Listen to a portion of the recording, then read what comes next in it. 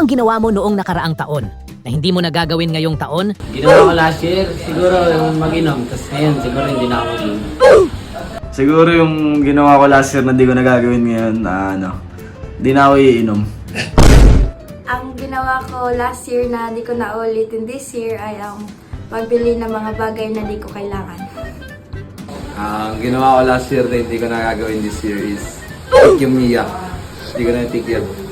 Ang ginawa ko last year na hindi ko na ulitin this year ay pagiging impulsive buyer.